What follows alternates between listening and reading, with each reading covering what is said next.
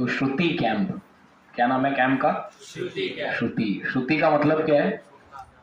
सुनना, हियरिंग, ध्यान करना, श्रुति। तो इसलिए वेदास का एक नाम है Shruti, that which is heard through sound vibration. तो इसलिए भक्ति में श्रवण करना ये बहुत ही महत्वपूर्ण है।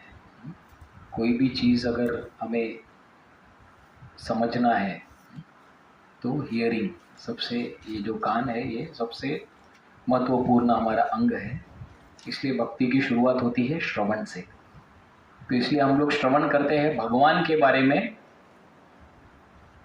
और भगवान के भक्तों के बारे में, और ये जो भक्ति का रास्ता है उसके बारे में। अगर भागवत में हम देखेंगे, ग्लोरी ऑफ भगवान, ग्लोरी ऑफ भक्त एंड द प्रोसेस ऑफ भक्ति, तीन चीज के बारे में भागवत में अगर देखेंगे पूरा 18,000 श्लोक, 12 स्कंद भगवान के बारे में, भगवान के शुद्ध भक्तों के बारे में और भक्ति के रास्ते के बारे में, तीन चीज के बारे में भागवत में अलग अलग कथा के माध्यम से हमें सिखाया गया है।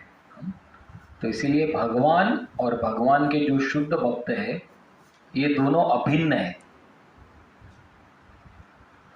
भगवान के हृदय में उनके शुद्ध भक्त रहते हैं और शुद्ध भक्त के हृदय में भगवान रहते हैं। तो ये inseparable relationship between the Lord and his devotees. जैसे भगवान अम्बरीश महाराज को बताते हैं, दुर्वास मुनि को बताते हैं भागवत में, साधवो हृदयम मह्यम साधुनाम हृदयम तुहम मत अन्य तेन जानन्ति नाहम तेभ्यो मनागपि। साधवो हृदयम मह्यम, मेरे हृदय में साधु रहते हैं, मेरे शुद्ध भक्त मेरे हृदय में रहते हैं। भगवान दुर्वास मुनि को बता रहे, और उनके हृदय में मैं रहता हूँ। मैं मेरे भक्तों के सिवाय और किसी को जानता नहीं हूँ ये संसार में, और मेरे भक्त मेरे सिवाय और किसी को जानते नहीं है। तो इसीलिए भगवान के बारे में सुनना और भगवान के शुद्ध भक्तों के बारे में सुनना, दोनों they are on a equal platform. भगवान के बारे में सुनना और शुद्ध भक्त के बारे में सुनना, both are on a equal platform. तो इसीलिए भक्त का जब कथा सुनते हैं उससे हमें बहुत प्रेरणा आती है। अलग अलग साधुओं के बारे में हम देखते हैं ऑल ओवर इंडिया। अगर हम देखेंगे अलग अलग स्टेट में अलग अलग साधु बहुत फेमस है। अगर महाराष्ट्र में देखेंगे कौन से साधु है जो बहुत फेमस है, जिसके बारे में सुन के लोग प्रेरणा लेते हैं? हाँ, नामदेव, तुकाराम, ज्ञानेश्वर, महाराष्ट्र में सेंट्स जिनके बारे में हम सुनते हैं पढ़ते हैं। गुजरात में जाएंगे तो कौन से सेंट है गुजरात वो प्रोविंस में जिसके बारे में हम सुनते हैं कभी? नरसिंह मेहता, हाँ करेक्ट। गुजरात में बहुत फेमस है और बहुत इंस्पिरेशन है नरसिंह मेहता कि कैसे भगवान द्वारकाधीश उनके साथ आदान प्रदान करते थे हमेशा। ऐसे अगर उडुपी साइड जाएंगे तो वहाँ पर कनकदास करके वहाँ पर है। फिर एक मीराबाई, मीराबाई के बारे में काफ़ी लोगों ने सुना है। तो ऐसे ऑल ओवर इंडिया हम देखेंगे ना, अलग अलग जगह पर हम जाएंगे वो स्टेट में, वहाँ पे आप देखेंगे अलग अलग साधुओं के बारे में। तो उनके बारे में सुन के पढ़कर बहुत प्रेरणा मिलता है। तो ऐसे ही हमारा जो गौड़ीय संप्रदाय है उसमें जो एक महान साधु के बारे में जो थे घर गृहस्थी में लेकिन फिर भी प्योर डिवोटी, उनके बारे में चर्चा करेंगे। उनका नाम है श्रील भक्ति विनोद ठाकुर। आप लोगों ने पहले कितने लोगों ने नाम सुना है भक्ति विनोद ठाकुर का? ऑलमोस्ट सबने सुना है। तो प्रभुपाद के गुरु कौन थे? भक्ति सिद्धांत सरस्वती ठाकुर। उनके गुरु थे श्रील गौर किशोरदास बाबा जी महाराज, और उनके गुरु थे श्रील भक्ति विनोद ठाकुर। तो इनको बताया जाता है द सेवेंथ गोस्वामी। हाँ, तो चैतन्य महाप्रभु के नॉन जो उनसे दीक्षा लिए थे वो थे 6 गोस्वामीज ऑफ वृंदावन। कौन थे 6 गोस्वामी? रूप गोस्वामी, सनातन गोस्वामी, गोपाल भट्ट गोस्वामी, रघुनाथ दास गोस्वामी, रघुनाथ भट्ट गोस्वामी, जीव गोस्वामी। तो ये 6 चैतन्य महाप्रभु के डायरेक्ट डिसाइपल्स, 6 गोस्वामीज। तो उसके बाद 7th गोस्वामी बताया जाता है, वो है श्रील भक्ति विनोद ठाकुर। तो ये भक्ति विनोद ठाकुर तो नाम उनको बाद में मिला, ये टाइटल जैसा बोलते हैं ना एसी भक्ति वेदांत स्वामी प्रभुपाद, तो ये टाइटल मिला। प्रभुपाद का नाम क्या था? अभय चरणारविंद दे। लेकिन ये टाइटल जो आप कार्य करते हैं उसके हिसाब से जो वैष्णव समाज आपको टाइटल देता है। तो वैसे ही भक्ति विनोद ठाकुर का जब जन्म हुआ था 2 सितंबर 1838, तो कितना साल हो गया आज से? ऑलमोस्ट 200 साल, हाँ 186 ईयर्स पहले 2 सितंबर 1878। तो बीर नगर करके एक स्थान है, उलग ग्राम, नाडिया डिस्ट्रिक्ट, बंगाल में, वहाँ पे उनका जन्म हुआ था। तो उनका जन्म का जो नाम था केदारनाथ दत्त, जो बाद में आगे चलकर उनको भक्ति विनोद ठाकुर करके नाम दिया गया। तो उनके पिता का नाम था राजा कृष्णानंद दत्त। जो पिताजी थे नित्यानंद प्रभु के बहुत अच्छे भक्त थे, और उनके पिता के 7वें पुत्र थे भक्ति विनोद ठाकुर या केदारनाथ दत्त। तो बहुत ही धनी परिवार से थे। तो उनका जो प्राइमरी एजुकेशन था, तो बताते हैं उनकी जो नानी थी वो स्कूल चलाती थी प्राइमरी एजुकेशन का। तो उस स्कूल में उनका प्राइमरी एजुकेशन हुआ, और फिर आगे चल के सेकेंडरी एजुकेशन के लिए उनको कृष्णनगर के वहाँ पे एक राजा थे, उन्होंने एक अच्छा स्कूल खोला था, तो वहाँ पर उनको भेजा था। वो घर से दूर था, तो वहाँ पर उनको पढ़ने के लिए भेजा। लेकिन 1-2 साल वहाँ पर जाने के बाद उनका जो बड़ा भाई था भक्ति विनोद ठाकुर का, उसको कोलेरा बीमारी हो गया और वो भाई गुजर जाता है। उसके लिए उनकी माँ बोलती है नहीं आप वहाँ से इधर आ जाओ, इतना दूर तुम पढ़ने मत जाओ। तो बड़ा भाई गुजरने के बाद इनका स्कूलिंग वहाँ पर टेम्पररी स्टॉप करके वापस रिटर्न उनको घर पे वीरनगर उलुक ग्राम में उनको वापस बुलाया गया। फिर जब भक्ति विनोद ठाकुर 11 साल के थे, 1838 में बर्थ हुआ, मतलब 1849, तब उनके जो पिताजी थे उनकी मृत्यु हो गई। बहुत धनी परिवार से थे, लेकिन पिताजी की मृत्यु के बाद सडनली परिवार में काफ़ी गरीबी आने लगी, और फिर 12 साल की उम्र में उनका शादी तय किया गया। और जो पत्नी थी उसका उम्र था 5 साल।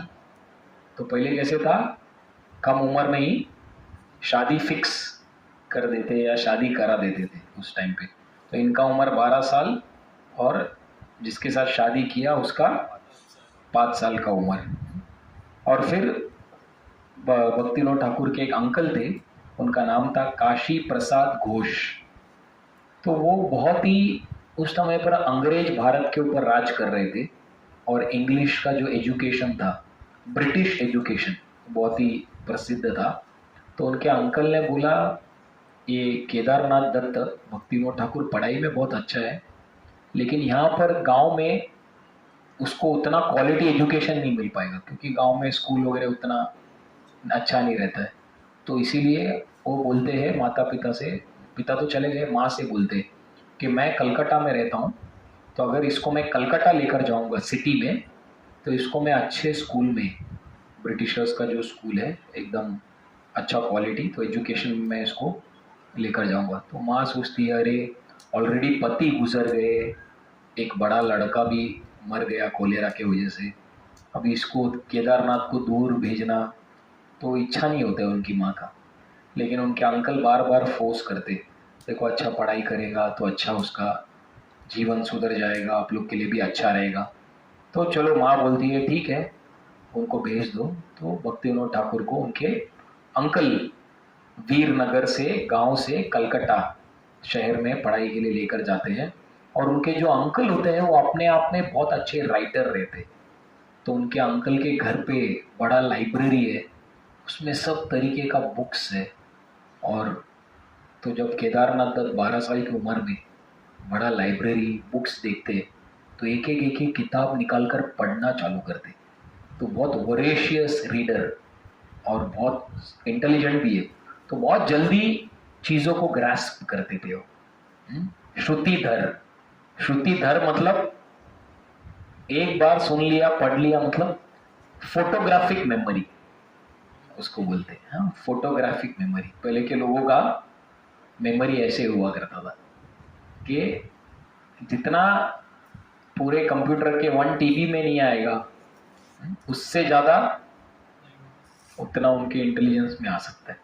ये कंप्यूटर का ये तो मेमोरी स्टोरेज कुछ भी नहीं है इतना, मतलब हमारे ब्रेन में इतना पावर है स्टोर करने का, लेकिन हार्डली हम लोग 0.1 या 2% यूज़ करते हैं। इवन मॉडर्न साइकोलॉजिस्ट भी, साइंटिस्ट भी बताते हैं कि हम लोग बहुत कम यूज़ करते हैं, कैपेसिटी बहुत है। तो भक्ति विनोद ठाकुर जैसे जैसे सब पढ़ना चालू किए, पूरा उनको याद हो रहा था। और फिर कलकत्ता में जो पानी था बहुत सॉल्टी था, नमकीन। तो वो पानी उनको जम नहीं रहा था, उसके वजह से बहुत बीमार हो रहे थे खारा पानी की वजह से। तो उसके लिए उनको कलकत्ता से वापस से अपने गांव में मीठा पानी था कुएं का, और कलकत्ता में वहाँ पे सॉल्टी पानी की वजह से उनको जम नहीं रहा था, काफ़ी बीमार हो रहे थे। तो फिर एक कोई जो मेडिकल ट्रीटमेंट है, एक कोई मोमेडियन एक कोई व्यक्ति था, उन्होंने उनका ट्रीटमेंट किया। और साथ ही वो जो डॉक्टर था मोमेडियन, वो भविष्यवाणी भी करता था। तो उसने बोला कि ये गांव आगे चल के यहाँ पर एक बहुत खतरनाक जैसा, एक कुछ बीमारी जैसा, कोई तो एक खतरनाक बीमारी आने वाला है भविष्य में, और ये गांव में कोई नहीं बचेगा, ऐसा करके बोलते हैं। और उसके बाद में दूसरा भविष्यवाणी ये करता है, वो बोलता है आगे चलकर आप भगवान कृष्ण के बहुत अच्छे भक्त बनोगे और उनका प्रचार सब जगह पर जाकर करोगे। ऐसे करके 2 चीज़ ये मुस्लिम व्यक्ति जो है वो भक्ति विनोद ठाकुर और उनकी माँ को बताता है। और फिर वो कॉलेज में जाते हैं 1856 में, 18 साल की उम्र में। और फिर काफ़ी सारा आर्टिकल, एसे, इंग्लिश और मुख्य रूप से बंगाली, ये 2 लैंग्वेजेस में वो लिखना शुरू करते हैं और लेक्चर्स भी देना शुरू करते हैं इंग्लिश और बंगाली लैंग्वेज में। और फिर जैसे वो मुस्लिम डॉक्टर और ज्योतिषी ने बताया, उनके गांव में एक बहुत बड़ा जैसा कोरोना वायरस जैसा एक महामारी, ऐसा बीमारी आ गया और मेजॉरिटी लोग उसमें मर गए, और जो बचे वो गांव छोड़कर भाग जाते हैं। तो गांव पूरा डेजर्ट, वीराना की तरह, कोई भी वहाँ पर निवास नहीं करता है। फिर कुछ दिन के बाद भक्ति विनोद ठाकुर को उनके दादाजी को भी पता चलता है कि अभी कुछ दिन में मैं शरीर छोड़ने वाला हूँ। तो दादाजी की इच्छा रहती है कि कृपया मेरा जो पोता है वो मेरे साथ मृत्यु के समय पर मेरे साथ रहना चाहिए। तो फिर वो भक्ति विनोद ठाकुर को बोलते हैं अभी कुछ दिन में मैं अपना शरीर छोड़ने वाला हूँ, तो कृपया करके आप केदारनाथ मेरे साथ में आकर रहिए। तो वो वहाँ पर जाते हैं और दादाजी के साथ कुछ दिन रहते हैं। तो वो सब होने के बाद फिर इनका पढ़ाई सब हो गया पूरा। अभी सोचते हैं अभी नौकरी, करियर, प्रोफेशन क्या करना है। तो केदारनाथ दत्त या भक्ति विनोद ठाकुर के मन में विचार आता है, 20-21 साल हो गया है, विच पाथ टू चूज। तो सोचते बिजनेस करूँ क्या, तो बिजनेस करने का सोचते हैं। लेकिन फिर वो बोलते हैं नहीं, बिजनेस के लाइन में जब लोगों को देखते हैं, वो देखते हैं कि लोगों का जो कैरेक्टर है बिजनेस के लाइन में अच्छा नहीं है, बहुत सारा चीटिंग, गोलमाल, ठीक है ना, दूध में पानी मिलाना, हाँ सब मिलावट ये वो। तो जब बाकी बिजनेसमैन का जीवन देखते हैं उनको उतना प्रेरणा नहीं आता है, बोलते हैं नहीं नहीं नहीं नहीं बिजनेस नहीं करूँगा, क्या करूँ क्या करूँ, सोचते चलो मैं टीचिंग लाइन में जाता हूँ, I will become a teacher. तो फिर वो टीचर, स्कूल टीचर करके स्टार्ट करते हैं। तो एक छोटी ग्राम करके एक गांव है बंगाल में, तो वहाँ पर वो एक स्कूल की स्थापना करते हैं, इंग्लिश स्कूल की। और वहीं पर वो टीचिंग स्टार्ट करते हो। इसलिए बताते हैं भक्ति विनोद ठाकुर जो थे वो पायनियर थे उड़ीसा में इंग्लिश एजुकेशन स्टार्ट करने का, क्योंकि उसके पहले वहाँ पर इंग्लिश एजुकेशन नहीं था, लोकल लैंग्वेज में था उड़िया बंगाली। तो ये भक्ति विनोद ठाकुर थे जिन्होंने स्टार्ट किया इंग्लिश एजुकेशन ये करना। फिर उसके बाद धीरे धीरे वो स्कूल एस्टेब्लिश करने के बाद जगन्नाथपुरी में, जैसा टीचिंग में भी अलग अलग एग्ज़ाम्स रहते हैं गवर्नमेंट का, तो वो एग्ज़ाम लिखने के बाद टीचर्स का एक हाई लेवल टीचर्स का एग्ज़ाम है, फिर उनका वहाँ से प्रमोशन होकर फिर वो कटक, उड़ीसा में कटक करके जगह है वहाँ पर आ जाते हैं। फिर भद्रक करके एक जगह है उड़ीसा में, तो वहाँ पर हेडमास्टर का पोस्ट उनको मिलता है। फिर अंत में वहाँ से मदीनापुर करके एक स्थान है वहाँ पर वो जाते हैं। फिर उनको पहला लड़का अच्युतानंद, जिसका नाम पहले होता है अन्न प्रसाद, उसका जन्म होता है। और फिर 1860 में भक्ति विनोद ठाकुर एक बुक लिखते हैं जिसका नाम है मैप्स ऑफ ओडिशा करके बुक। तो ये बुक में वो क्या लिखते हैं, जहाँ पर भी उड़ीसा में भक्ति विनोद ठाकुर अलग अलग मंदिर जो उन्होंने देखा और अलग अलग आश्रम, वो सबका वो उस बुक में मैप्स ऑफ उड़ीसा उसमें वो लिखते हैं पूरा। उसके बाद भक्ति विनोद ठाकुर अलग अलग जो धार्मिक संस्था है उस समय पर, अलग अलग ग्रुप्स, उनका जीवन शैली को स्टडी कर रहे कि ये आदमी, इन लोग बहुत बोलते हैं अपने लेक्चर्स में, लेकिन उनका लाइफस्टाइल देखता हूँ, लेकिन वो देखते हैं कि नहीं बराबर नहीं है लाइफस्टाइल। इन लोग जो है इंटॉक्सिकेशन, मीट ईटिंग, तो जो 4 रेगुलेटरी प्रिंसिपल है इन लोग फॉलो नहीं कर रहे, बड़ा बड़ा प्रवचन इत्यादि करते हैं लेकिन रूल्स फॉलो नहीं करते, meat eating, gambling, illicit sex, intoxication. फिर दूसरे ग्रुप को ऑब्जर्व कर रहे थे, ये धार्मिक ग्रुप कैसा है, उसमें भी उनको सेटिस्फैक्शन नहीं है। तो अलग अलग रिलीजन्स को वो और रिलीजियस ग्रुप्स को देख रहे, लेकिन कोई भी रूल्स एंड रेगुलेशन बराबर से फॉलो नहीं कर रहे। तो उनको बहुत बुरा लग रहा था। उसके बाद में फिर उनके रिसर्च के अनुसार पता चला कि चैतन्य महाप्रभु जो कुछ साल पहले आए थे, तो भक्ति विनोद ठाकुर के 200-300 साल पहले चैतन्य महाप्रभु आए थे 1486, और ये चल रहा है अराउंड 1800s में चल रहा है, 1860-70 के आसपास। तो 300-400 साल पहले उन्होंने जब स्टडी किया तब उनको पता चला कि शुद्ध भक्ति के बारे में चैतन्य महाप्रभु ने प्रचार किया है, और ओवरऑल फिलॉसफी जो है वो बहुत ही प्योर है।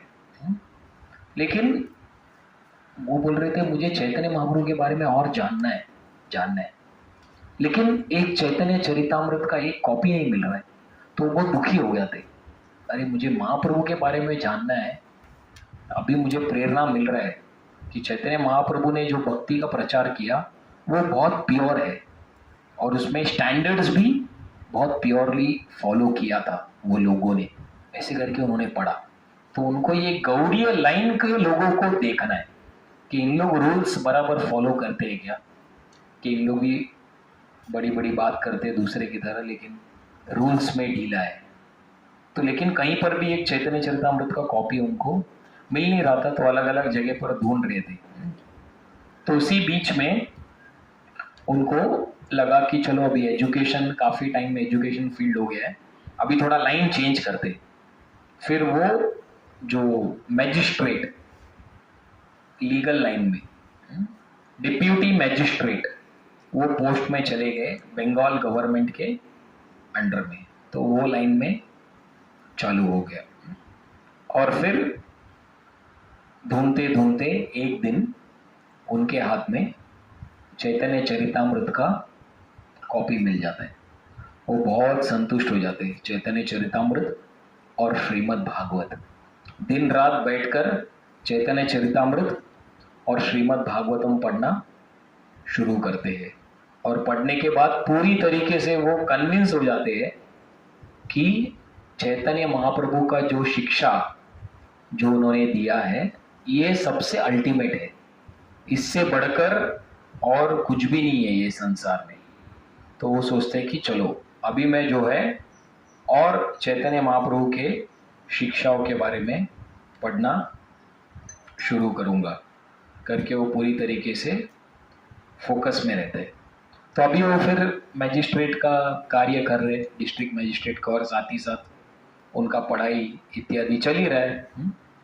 तो फिर एक दिन जब वो अपने गांव में वहाँ पर रहते हैं तो वो एक बैनियन बरगद का पेड़ है, वहाँ पर एक भूत उस पेड़ के वहाँ पर रहता है और अलग अलग लोग आते हैं, कोई उसके आसपास से गुजरता है तो भूत उनको पकड़ता है। और लोगों को जब पूछते हैं वो कि ये क्या है यहाँ पर, तो लोग बताते हैं कि ये जो जगह पर ये जो गोश्त है ये थोड़ा विशेष है और ये विशेष काम करता है। तो बोले क्या करता है, तो बोले कि अगर कोर्ट में किसी का कुछ चल रहा है, दो लोगों के बीच का कुछ वो चल रहा है विवाद, और कोई भी एक व्यक्ति आकर उस पेड़ में उस घोस्ट को कुछ खिलाता है या कुछ तो उसको देता है जो भूत को चाहिए, तो फिर वो घोस्ट जो है वो जज का मन को परिवर्तन करके इसके फेवर में, जिसने भी वो भूत को कुछ खिलाया उसके फेवर में वो केस को जीता कर देगा। तो ये भूत को जज की माइंड को कंट्रोल कर सकता है। तो जो भी ये लिटिगेशन वाले लोग हैं वो सब लोग इस पेड़ के नीचे आते हैं और उस भूत को जो भी उसके इच्छे के अनुसार तमोगुनी चीज, चाहे नॉन वेज हो या दारू हो या खून है, जो भी उसको चाहिए वो उनको देते हैं। तो भक्तिविनोद ठाकुर को ये पता चलता है अरे ये क्या चल रहा है यहाँ पर। तो वो उस पेड़ के नीचे बैठते हैं, 7 दिन 7 रात तक श्रीमद् भागवत खोलकर पढ़ना चालू करते हैं। और जैसे ही पढ़ना चालू करते हैं वो पेड़ से ऐसा एक क्रैक आता है खट करके, और उसमें वो जो घोस्ट जो भूत वहाँ पर था वो भाग जाता है वहाँ से। और बाकी लोग जो है गांव के शांत हो जाते कि हम लोग बहुत डरते थे, लेकिन भक्तिविनोद ठाकुर आपने अभी हमें शांत कर दिया इस भूत को मुक्त करके। और लोगों का उनके प्रति भी विश्वास बढ़ता है और साथ ही साथ श्रीमद् भागवत के प्रति कि भागवत में इतनी शक्ति है कि वहाँ पर बैठकर पढ़ने से भूत जो है वो मुक्त हो जाता है, ऐसा करके। और फिर भक्तिविनोद ठाकुर जब जज वहाँ पे गवर्नमेंट इसमें जब वो मैजिस्ट्रेट थे तो उस समय पर एक योगी था, उसका नाम था भिषक सेन। तो ये जो भिषक सेन योगी था बहुत बड़ा उसका फॉलोइंग था, लाखों लोग उसके फेवर में। क्यों? क्योंकि लोगों को क्या चाहिए, तमाशा देखो, कुछ लोगों को दिखता है तो लोग फॉलो करते। तो ये योगी क्या करता था, आग लगाता था और आग में ऐसा बैठता था कुछ समय, फिर खड़े हो जाता था, फिर थोड़े टाइम के बाद फिर आकर आग में बैठता था। लोग बोलते था अरे बाप रे क्या, ये तो भगवान है, भगवान है। तो देखो आग के ऊपर बैठा है लेकिन फिर भी इस जल नहीं रहा है, कुछ नहीं हो रहा है इसको, देखो। तो ऐसा देखते देखते उसका फॉलोइंग बहुत बढ़ जाता है। और लोगों को पूछा भक्तिविनोद ठाकुर ने कौन है, तो बोलते हैं ये तो अपने आप को विष्णु बताता है, महाविष्णु। अच्छा, तो उसके साथ और 2 लोग भी थे। तो भक्तिविनोद ठाकुर ने पूछा ये 2 कौन है, बोलते एक ब्रह्मा बोलता है ये, और उसके बाजू में है वो शिवा बोलता है। तो वो अपने आप विष्णु, उसके लेफ्ट साइड में ब्रह्मा और उसके राइट साइड में शिवा। अच्छा, इंटरेस्टिंग। हाँ, अच्छा। तो फिर वो बिशप सेन बोल रहा था कि मैं चाहे तो ये जो इंग्लिश जो राज है ब्रिटिश, उसको खत्म कर दूंगा। बहुत जल्द ही अंग्रेज लोग भाग जाएंगे यहां से, मैं राज करूंगा, मैं यहाँ का उड़ीसा का राजा, मेरे सिवा मेरे इतना शक्ति किसी के पास नहीं है, ऐसे करके वो बोल रहा था। तो जो ब्रिटिश गवर्नमेंट था उनको जब पता चला कि someone wants to conquer us, yeah, he's telling that he wants to drive you away from the country, British बोला अरे बाप रे, ये तो इनसिक्योरिटी हो गया, हमको डर लग रहा है, this rascal has to be arrested, नहीं तो ये हमारा सरकार बंद कर देगा। अच्छा, but who will arrest, that is a question, क्योंकि इतना उसमें पावर है, आग वाग में बैठता है। हाँ, कोई अरेस्ट करने जाएगा तो बोलेगा आजा, ये इकड़े, अरेस्ट करने के लिए आग जल रहा है उसमें बैठा है, तो अरेस्ट करने के लिए किधर जाना पड़ेगा, आग के अंदर, कौन जाएगा? तो कोई भी अरेस्ट वारंट निकाल दिया, लेकिन कोई जाने को तैयार नहीं है। सब ऑफिसर बोल रहे हैं सर आप जाइए, मैं छुट्टी पर हूँ थोड़ा। दूसरा बोलता है मैं भी छुट्टी पर हूँ, आप जाइए। तो कोई जाने को तैयार नहीं है। फिर फाइनली फिर भक्तिविनोद ठाकुर के पास केस आ जाता है कि कोई जाने को तैयार नहीं है, आपको ही जाके कुछ करना पड़ेगा। तो फिर भक्तिविनोद ठाकुर जाते हैं उधर और सारे सिक्योरिटी गार्ड और सबको लेकर जाते हैं और अरेस्ट करने के लिए। तो बोलते केदारनाथ दत्त तुम जानते नहीं हो मैं कौन हूँ, पूरे तुम्हारे परिवार को मैं नाश कर दूंगा। तो भक्तिविनोद ठाकुर के 10-11 बच्चे होते और उनकी वाइफ रहती है। तो ये बोलता है कि मैं तुम्हारे पूरे परिवार को खत्म कर दूंगा, ऐसा करके। लेकिन भक्तिविनोद ठाकुर डरते नहीं है, वो अराउंड 108 बॉडीगार्ड को, सिक्योरिटी गार्ड को लेकर जाते और इसको अरेस्ट करते। वो बोलते हैं इसका नतीजा तुम्हें अभी पता चलेगा। और फिर भक्तिविनोद ठाकुर को पता चलता है कि उनके घर पे उनकी जो लड़की है वो बहुत बीमार हो जाती है। और ये योगी बोलता है देखो तुम्हारे घर पे एक एक करके सब बीमार होके सब मर जाएंगे, अभी भी मैं बोल रहा हूँ मुझे छोड़ दो छोड़ दो, लेकिन वो सुनता नहीं है। और बहुत सारा उसका जो फॉलोइंग है, लाखों लोग आ जाते हैं जेल के आसपास में, उसका नारा लगा रहे और भक्तिविनोद ठाकुर के अगेंस्ट में बोल रहे, बोलते हैं ना मुर्दाबाद मुर्दाबाद केदारनाथ दत्त, हमारा जो योगी है, हम लोग इसको भगवान मानते, विष्णु, उसको लेकर गए।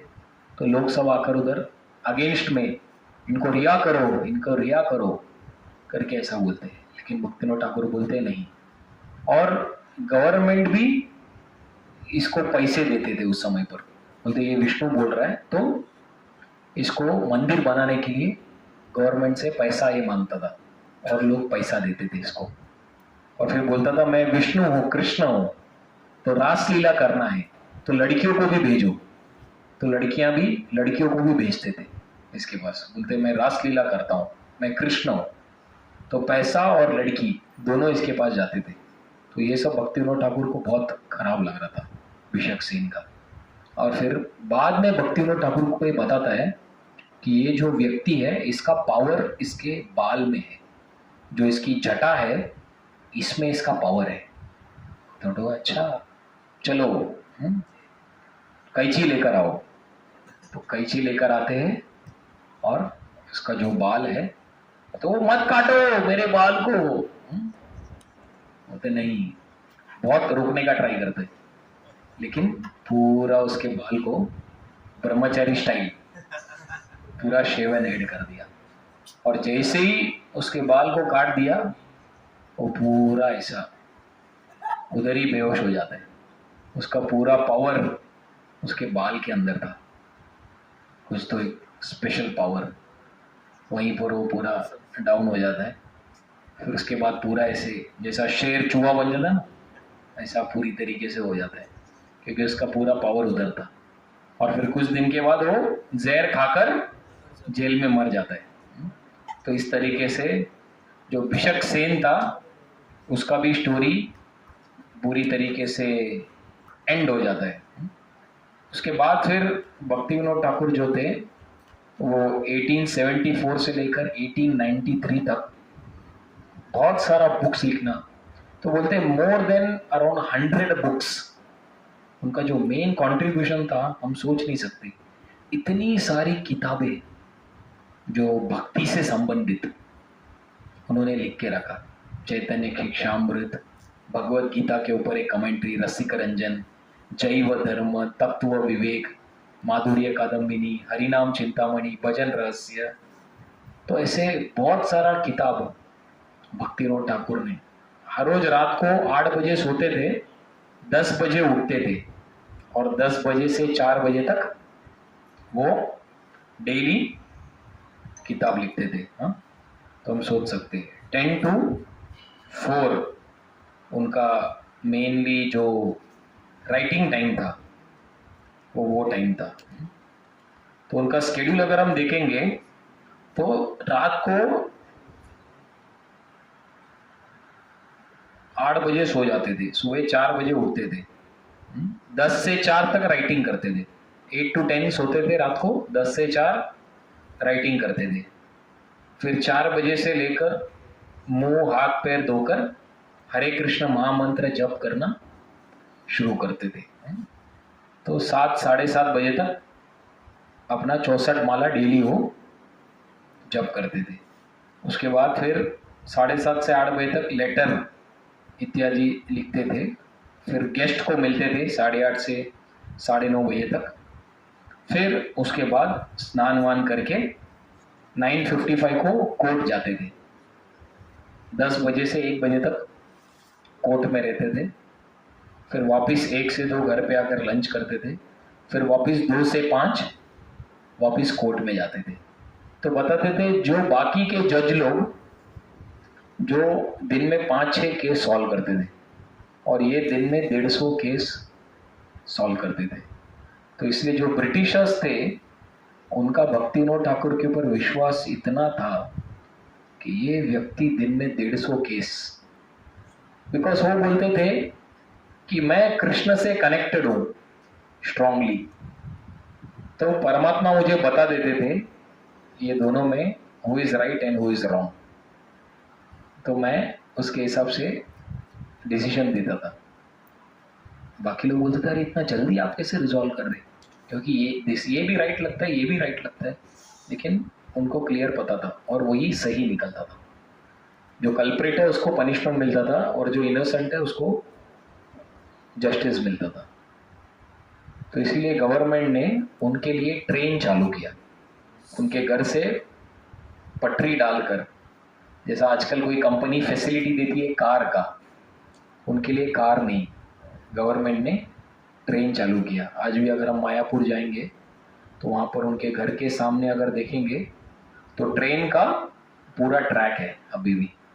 हालांकि अभी ट्रेन नहीं चलती है वहाँ पर, लेकिन उस समय पर उनके लिए ट्रैक डाला था, घर से ऑफिस और ऑफिस से घर पे आने के लिए। तो इतना बड़ा बात था कि अंग्रेज लोग कभी भी कोई भी हिंदू अपने इंडियन लोगों को इतना सम्मान नहीं देते थे, लेकिन भक्ति विनोद ठाकुर का कैपेबिलिटी देखकर उनको बहुत अच्छा लगा कि ये व्यक्ति तो रियली अमेजिंग है करके उनको अच्छा लगा। फिर उसके बाद वो जब उनका ट्रांसफ़र होके वो जगन्नाथ पुरी जाते हैं, तो पुरी में एक जगन्नाथ वल्लभ गार्डन करके है, जहाँ पर रथ यात्रा गुंडीचा मेन मंदिर से गुंडीचा मंदिर जाते हैं, तो बीच में एक जगह है, वहाँ पर उसको बोलते हैं जगन्नाथ वल्लभ गार्डन ऐसा। तो उस स्थान पर भक्ति विनोद ठाकुर ने भागवत संसद, मतलब क्या, सब डिवोटी साथ में आएंगे और एक कृष्ण कथा चर्चा करने का एक एवेन्यू, एक क्लासरूम जैसा उन्होंने वहां पर सेटअप किया, जहां पर लोग आकर साथ में कृष्ण कथा वहां पर कर सकते हैं। उसके बाद एक रघुनाथ दास बाबा जी करके जगन्नाथपुरी में एक बाबा जी थे। तो ये जो बाबा जी थे ये वैष्णव धर्म का प्रैक्टिस कर रहे थे और भक्ति विनोद ठाकुर एक्सटर्नली वो तिलक नहीं लगाते थे 12 जगह पर और कंठी माला भी नहीं पहनते थे। तो ये रघुनाथ दास बाबा जी जो थे ये सारे वैष्णव को बोल रहे थे कि भक्ति विनोद ठाकुर वैष्णव है करके मेरे को तो डाउट है, वो तो तिलक भी नहीं लगाते हैं, कंठी माला भी नहीं पहनते हैं, सो आई रियली डाउट, तो आप लोग ना उसका संग ज्यादा मत करो, ऐसा करके वो रघुनाथ दास बाबा जी सबको बोलते थे। तो एक दिन ये रघुनाथ दास बाबा जी को एक बहुत खतरनाक बीमारी आ गया, ऑलमोस्ट डेथ के वर्ज पे थे वो बाबा जी। तो फिर उनके सपने में जगन्नाथ जी आए और बोले कि तुमने बहुत बड़ा वैष्णव के प्रति अपराध किया है, भक्ति विनोद ठाकुर को तुमने बोला लोगों को कि ये वैष्णव है कि नहीं पता नहीं, क्योंकि इसने कंठी माला और तिलक नहीं पहनते हैं, तो इतना बड़ा अपराध ऑफेंस किया है, जाके तुरंत कल सुबह जाकर क्षमा मांगो, नहीं तो तुम्हारी मृत्यु निश्चित है, ये बीमारी तुम्हें छोड़कर जाएगी नहीं, मैंने तुम्हें बहुत खतरनाक बीमारी दे दी है, ऐसे करके जगन्नाथ जी बोलते। और अगले दिन तुरंत जाकर ये रघुनाथ दास बाबा जी भक्ति विनोद ठाकुर के पैर पे गिरते हैं और बोलते हैं क्षमा करना, मैंने आपके प्रति बहुत बड़ा अपराध किया, आपको मैंने एक्सटर्नली जज किया कि आप कंठी नहीं पहना है, आपने तिलक नहीं लगाया है, तो आप वैष्णव है क्या, ऐसे मैं गलत रूमर फैला रहा था, तो मुझे भगवान ने पनिशमेंट दे दिया, तो प्लीज़ फॉरगिव मी। तो भक्ति विनोद ठाकुर ने बोल दिया हाँ मैंने तो कुछ अपराध लिया नहीं है, तो मुझे ऐसा कुछ ये नहीं है, आई फॉरगिव यू, और उन्होंने उनको क्षमा कर दिया। फिर एक और बाबा जी थे जिसका नाम था स्वरूप दास बाबा जी। तो ये स्वरूप दास बाबा जी थे, ये भजन करते थे, वहां पर एक स्थान है पुरी में शतसना। तो ये भक्ति विनोद ठाकुर के प्रति ये बाबा जी का बहुत प्रेम था, बहुत सम्मान था, और भक्ति विनोद ठाकुर जो थे बाबा जी के साथ बैठकर हरि नाम के ऊपर बहुत चर्चा रोज करते थे। फिर तीसरे और एक बाबा जी का संपर्क इनके बायोग्राफी में बताया, उनका नाम है चरण दास बाबा जी।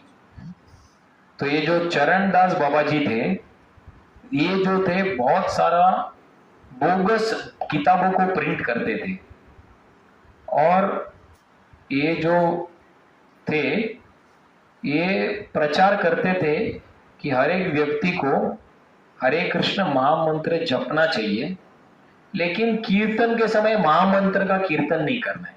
कौन सा कीर्तन करना है? भज निताय गौर राधे श्याम हरे कृष्ण हरे राम। तो कीर्तन में ये मंत्र और जपा में महामंत्र, ऐसा करके सब जगह पर वो ऐसा प्रचार करते थे। फिर जब भक्ति विनोद ठाकुर को पता चला तो वो आकर ये चरणदास बाबा जी के साथ आर्ग्यू करने लगे कि आप क्यों कीर्तन में गलत मंत्र देकर लोगों को गुमराह कर रहे हो। हाँ, जो मंत्र जप में है वही मंत्र कीर्तन में है, कीर्तन के मंत्र को आपने बदल दिया, और उस समय पर लोग घंटों घंटों कीर्तन करते थे। तो फिर उन्होंने इनके साथ आर्ग्यू किया और इनको अपनी गलती का पता चला चरणदास बाबा जी को, और वो बोले कि मुझे माफ कर दो, पिछले कितने साल से मैंने कितने गांवों में जाकर ये कीर्तन शुरू कराया गलत मंत्र का, now I realise my mistake, लेकिन मेरे गलती की वजह से अभी कितने जगह पर लोग गलत नाम ले रहे, तो उसका क्या होगा करके उनको बहुत गिल्टी लगा, और वो भक्ति विनोद ठाकुर से बहुत क्षमा मांगने लगे।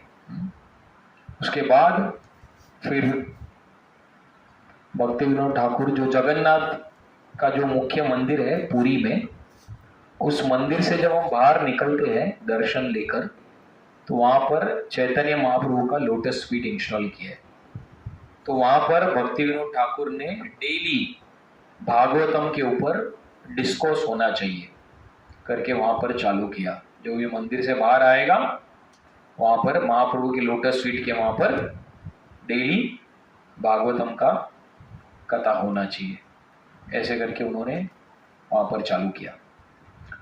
तो भक्ति विनोद ठाकुर प्रचार कर रहे थे, लेकिन उनको लगा कि अगर मुझे एक बच्चा भगवान दे दे जो साक्षात विष्णु का एक अंश होगा, किरण, I want a ray of Vishnu, please Lord please send me, प्रार्थना कर रहे थे।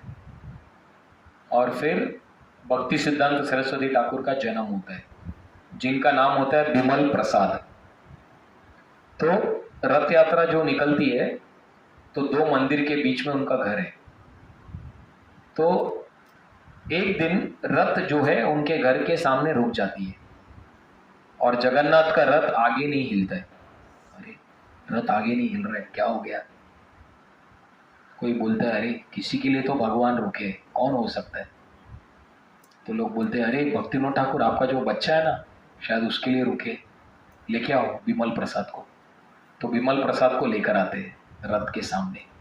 तुरंत जगन्नाथ जी का जो हार है निकलकर बच्चे के ऊपर गिरता है, बिमल प्रसाद के ऊपर, और भक्ति विनोद ठाकुर देखते हैं और वो उनको आंसर मिलता है कि रे ऑफ विष्णु जिसके लिए आप प्रार्थना कर रहे थे ये जन्म ले लिया है, ये आगे चल के सिंह गुरु ये प्रचार करेगा चैतन्य महाप्रभु के आंदोलन का।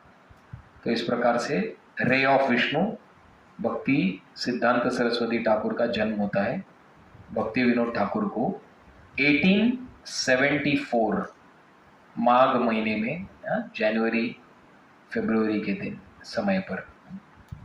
और फिर 1874 में जो राजा है पुरी का, न्यूज आता है भक्ति विनोद ठाकुर को कि इसने मंदिर से 80,000 रुपया निकाल दिया हुंडी से और पर्सनल एंजॉयमेंट में इधर उधर वो यूज करना चालू किया उसने।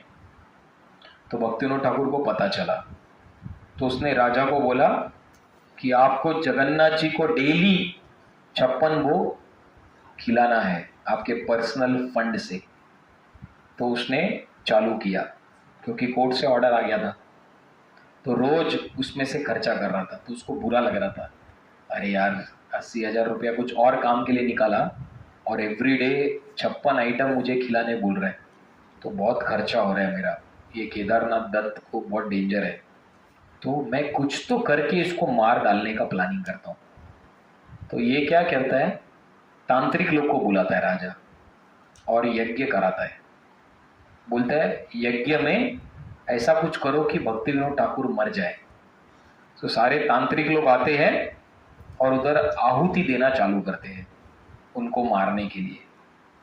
और फिर जब वो यज्ञ पूरा होता है, वो जो राक्षस निकलता है भक्ति विनोद ठाकुर के लिए, लेकिन उनको तो कुछ कर नहीं पाता है वो, तो रिटर्न वो जो राजा का लड़का है वो लड़का मर जाता है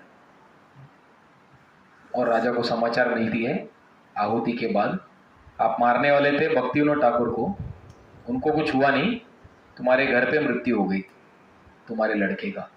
तो राजा बहुत उसको रोने जैसा हो जाता है, अरे बाप रे ये मैंने क्या कर दिया, अपने ही हाथ से अपने लड़के को मार दिया करके उसको बहुत दुख होने लगता है।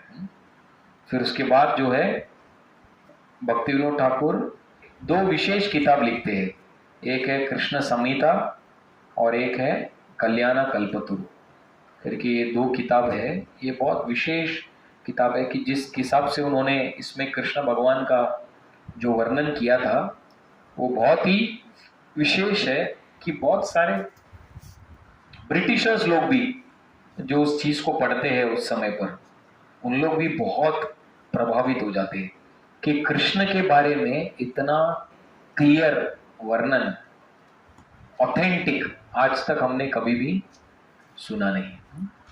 फिर उसके बाद भक्ति विनोद ठाकुर का जो दीक्षा है वो एक बिपिन बिहारी गोस्वामी करके वो उनसे दीक्षा लेते हैं और उनके जो शिक्षा गुरु है वो है श्रील जगन्नाथ दास बाबा जी महाराज। और दीक्षा जो है वो विपिन बिहारी गोस्वामी से दीक्षा लेते हैं, जो कि विपिन बिहारी गोस्वामी जो है नित्यानंद प्रभु की जो पत्नी है जानवा माता जी, उसी लाइन में विपिन बिहारी गोस्वामी आते हैं, तो उनसे वो दीक्षा लेते हैं। और 1881 में एक मैगजीन, जैसे Prabhupada ji back to world magazine चालू करते हैं, भक्ति विनोद ठाकुर एक सज्जन तोषिणी करके एक मैगजीन लिखना शुरू करते हैं। फिर वो सोचते हैं चलो एक दिन हमें ब्रज वृंदावन की परिक्रमा करने जाता हूँ। तो वृंदावन की परिक्रमा करने के लिए निकलते हैं अलग अलग जगह पर। तब उस समय पर उन्हें पता चलता है कि वृंदावन में ये मंझारा करके ऐसा कोई एक डेकॉइट एक ग्रुप है, जो भी यात्री लोग आते थे उन लोगों को इन लोग लूटते थे, मारते थे, बहुत सारी तकलीफ यात्रियों को देते थे। तो भक्तिविनोद ठाकुर को ये सुन के बहुत बुरा लगता है कि ये ऐसे मंजारे लोग हैं और जो धाम का दर्शन करने आ रहे उनको इन लोग तकलीफ दे रहे। और फिर ये भक्तिविनोद ठाकुर जो है आकर ये मंजारे लोग को पूरा गिरफ्तार करके इनका जो भी लोगों का तकलीफ था उसको दूर करते हैं।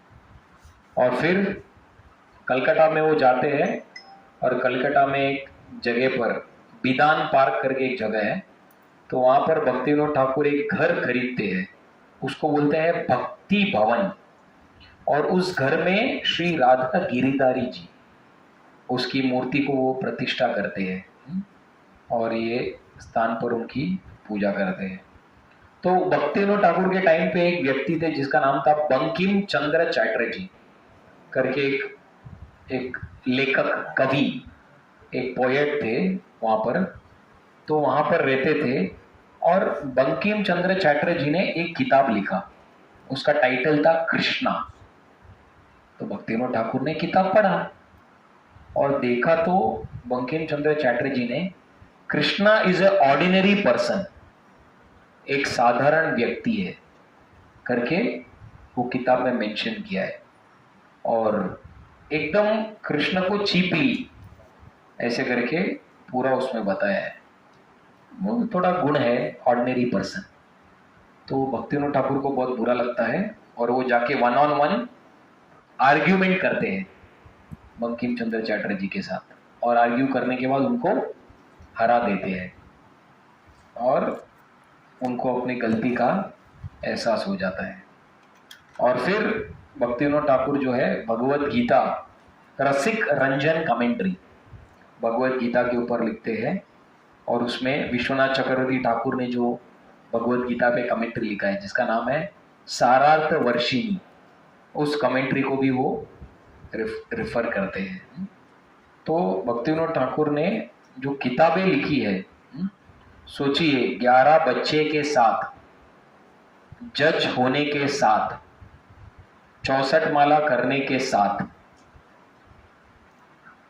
100 से भी अधिक किताब लिखना, तो ये बहुत, और सब प्रीचिंग भी चल रहा है सब जगह पर, प्रीचिंग, ट्रैवलिंग इत्यादि।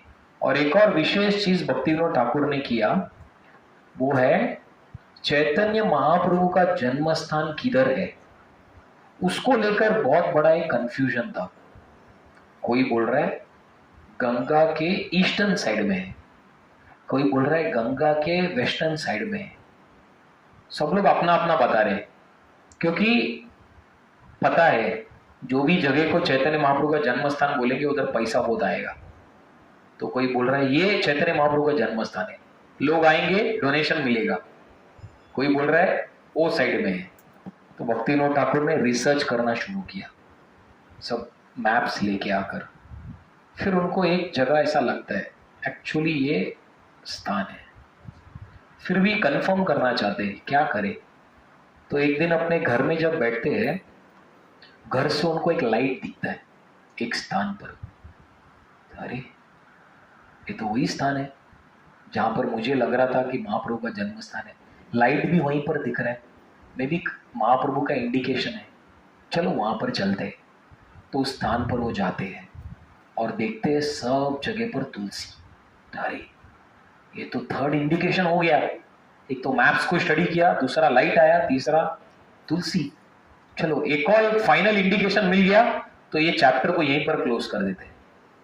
तो फिर उनके शिक्षा गुरु जगन्नाथ दास बाबा जी महाराज, उनका उम्र था 146 ईयर्स, और उनका जो सर्वेंट था बिहारी, वो उनको टोकरी में लेकर जाता था। उनका आंख भी वो खोल नहीं पाते थे, किसी को उनके आंख को ऐसा करना पड़ता था तभी उनकी आंख खुलती थी, इतने बूढ़े थे टोकरी पे। तो बोले अगर मेरे गुरु आएंगे इधर, बिहारी लेकर आएगा, और गुरु अगर बोलेंगे ओके करेक्ट, यहाँ का वाइब्रेशन से मुझे पता चल रहा है यही महाप्रभु का जन्म स्थान है, तो ये चैप्टर को यहीं पर क्लोज कर दूंगा। तो बिहारी को बोलते हैं जगन्नाथ दास बाबा जी महाराज को लेकर आओ। वो बिहारी उनको टोकरी में रख के लेकर आते हैं। जैसे ही जगन्नाथ बाबा जी महाराज चैतन्य महाप्रभु के जन्म स्थान पर आते, वहां से उड़ी मारते टोकरी से और डांस करना शुरू करते। ये तो हमारे निमायर जन्मभूमि, ये तो हमारे निमायर जन्मभूमि। तो भक्तिविनोद ठाकुर इतना आश्चर्य हो जाते हैं, बिहारी भी आश्चर्य हो जाते हैं, बाप रे, इतने साल से जो टोकरी में थे एकदम, महाप्रभु का जन्म स्थान देखकर वो डांस कर रहे, इतना एनर्जी आ गया। तो फिर कंफर्म हो गया कि यही महाप्रभु का जन्म स्थान है। तो वहां पर अभी भक्तिविनोद ठाकुर को एक मंदिर बनाना था। तो उनके पास दो ऑप्शन था, एक तो कोई बड़े आदमी को पकड़ो, वो टाइम पे कोई अंबानी जैसा होगा, उसको बोल दो इतना पैसा दे दो और मंदिर बनाओ। लेकिन भक्तिविनोद ठाकुर का इच्छा था हर एक व्यक्ति को मंदिर बनाने का योगदान मिलना चाहिए, इसीलिए हर एक घर पे जाकर एक एक रुपया वो दान मांगते हैं, भीख मांगते हैं। ये नहीं कि 100 रुपया मुझे चाहिए तो मैं सीधा इससे 100 रुपया लेता हूं, नहीं, एक एक लोग से एक एक रुपया लेकर 100 लोगों के पास जाकर, बोलते ना in one sense long cut, ये तो शॉर्टकट है ना, एक से ही ले लो, लेकिन मैजिस्ट्रेट होने के बावजूद हर एक घर में जाकर भीख मांगना, एग्जाम्पल एक एक रुपया से कितने लोग के पास जाकर सबसे पैसा लेके फिर जाकर वो चैतन्य महाप्रभु का जो अभी बर्थ प्लेस जो अभी हम लोग देख रहे, वो पूरी तरीके से वो बनाते हैं। तो ऐसा करके चैतन्य महाप्रभु का जन्म स्थान वहाँ पर है। और फिर जो है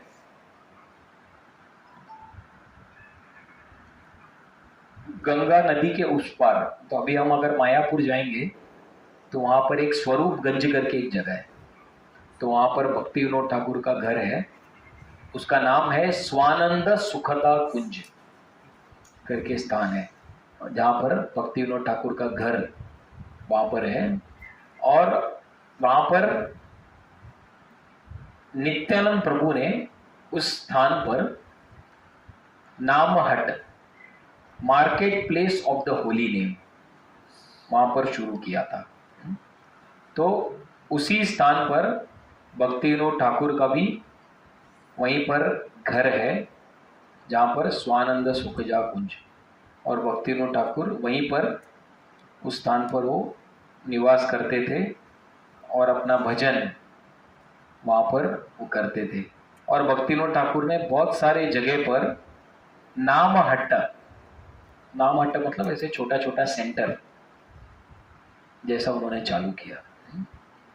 तो अमोघ लीला पर वो एक क्लास में बता रहे थे कि 500 नामहट्टा भक्तिविनोद ठाकुर ने चालू किया, लाइक 500 प्रोग्राम्स, और एक एक प्रोग्राम में 2-2 हजार लोग आते थे, मतलब कितना हो गया, 10 लाख हो गया। तो अमोघ लीला पर वो बोल रहे थे हम लोग सब लोग मिलकर दिल्ली में 40 या 50 नामहट्टा सब लोग मिलकर चालू किए, और इधर अकेले एक व्यक्ति ने 500 नामहट्टा। और हमारे प्रोग्राम में कितने 40, 50, 100 लोग आते, उनके एक एक प्रोग्राम में 2000 लोग आते थे। तो 200 इंटू 500, 2000 इंटू 500 कितना हो गया। तो ये उनका प्रचार उस समय पर इतना पावरफुल था। तो भक्तिविनोद ठाकुर नामहट्ट में मैं तो एक झाड़ू लगाने वाला व्यक्ति हूँ, ऐसा करके वो उनको आइडेंटिफाई करते थे। तो इसीलिए बहुत पावरफुल जो नाम अट्टका जो प्रीचिंग था। फिर बताते हैं उन्होंने योगपीठ में चैतन्य महाप्रभु और विष्णु प्रिया चैतन्य महाप्रभु की जो सेकंड वाइफ थी उनका जो मूर्ति है वहाँ पर स्थापना किया। और फिर भक्तिविनोद ठाकुर त्रिपुरा गए 1896 में और वहाँ पर उन्होंने प्रचार किया। और एक और चीज़ 1896 में भक्तिविनोद ठाकुर ने चैतन्य प्रिसेप्ट्स करके book abroad India McGill university उन्होंने अपना पहला बुक 1896 में like kind of western preaching चालू कर रहा हूँ। अभी तो इंडिया में मैंने प्रीच किया और चैतन्य महाप्रभु का नाम का प्रचार होना चाहिए। तो 1896 में प्रभुपाद का भी जन्म होता है, जिस समय पर भक्तिविनोद ठाकुर इंटेंस इच्छा कर रहे कि मुझे अब्रॉड में प्रचार करना है। तो प्रभुपाद का जन्म 18 भक्तिविनोद ठाकुर ने भेजा इधर से किताब वहाँ पर और सोच रहे अब्रॉड में प्रचार करना है मुझे, और उनकी इच्छा से भगवान ने 1896 में प्रभुपाद को भेज दिया। हाँ, ऐसा करके तो वो भी उस समय पर होता है। तो ऐसे करके भक्तिविनोद ठाकुर जो थे वो एकदम रेवोल्यूशनरी व्यक्ति थे, जिन्होंने इतनी सारी किताबें दिया, एकदम रिजिड उनका लाइफस्टाइल, और इतनी सारी सुंदर सुंदर जो भजन हम आज के दिन गाते हैं वो सारा भजन जो है भक्तिविनोद ठाकुर का, बहुत सारा भजन। तो एक नरोत्तम दास ठाकुर का हम भजन गाते हैं और दूसरा हम लोग भजन गाते हैं वो है भक्तिविनोद ठाकुर का, जिसमें गोपीनाथ मम निवेदन सुनो विषयी दुर्जन सदा कामे रत किच्छु नाही मोरा गुण, ऐसा करके एक फेमस भजन है, 3 पार्ट में है, गोपीनाथ करके वो भजन है। और भी अलग अलग बहुत सारे भजन है भक्तिविनोद ठाकुर का, बहुत ही फेमस है। शरणागति करके बुक्स है, एक बुक है जिसमें पूरा भक्तिविनोद ठाकुर का पूरा जो भजन है, जिसमें शरणागति की जो भावना है वो पूरा उनके भजन में है। एक और भजन है भज भक्त वत्सल श्री गौरहरि, जो भगवान को जब भोग लगाते हैं दोपहर को, तो उसमें भोग आरती के समय पर वो भजन गाते हैं। तो ऐसा भजन के लिए भी भक्तिविनोद ठाकुर बहुत ही फेमस है। तो इसलिए भक्तिविनोद ठाकुर का जो प्रणाम मंत्र है वो है नमो भक्ति विनोदाय सच्चिदानंद नामिने गौर शक्ति स्वरूपाय रूपानुग वरायते।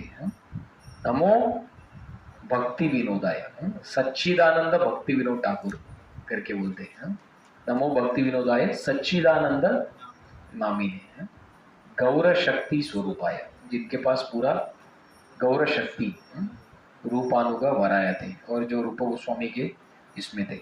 फिर जब जगन्नाथपुरी में भक्तिविनोद ठाकुर थे, हरिदास ठाकुर के समाधि के सामने उन्होंने अपना भजन कुटीर बनाया, कि नामाचार्य हरिदास ठाकुर का समाधि जिधर है वो रोज 192 राउंड चैंट करते थे, तो उसके बाजू में ही मैं अपना भजन कुटीर बनाऊंगा। तो आमने सामने अगर आप पुरी में देखेंगे भक्ति कुटीर और हरिदास ठाकुर समाधि दोनों आमने सामने हैं, तो वहाँ पर बैठकर वो भजन करते थे। और फिर एक सर विलियम ड्यूक करके एक व्यक्ति था ब्रिटिश के टाइम पे, तो एक जमाने में बहुत साल पहले दोनों का संबंध अलग हो गया था, दोनों अपने अपने जीवन में आगे आगे चले गए थे अलग अलग जगह पर। लेकिन ये विलियम ड्यूक एक दिन आता है और भक्तिविनोद ठाकुर से बहुत माफ़ी मांगता है। तो बोलते क्यों आप माफ़ी मांग रहे हो इतना? बोलते नहीं, उस समय पर मैं जब देखता था कि आप इतने सारे कोर्ट केस सब इतना जल्दी करते थे, तो I was very much envious of you, मैं आपसे बहुत द्वेष करता था, इसीलिए मैं अलग अलग तरीके से आपको नीचे गिराने का मैं प्रयास करता था, मैं आपको अलग अलग तरीके से दुख देने का प्रयास कर रहा था।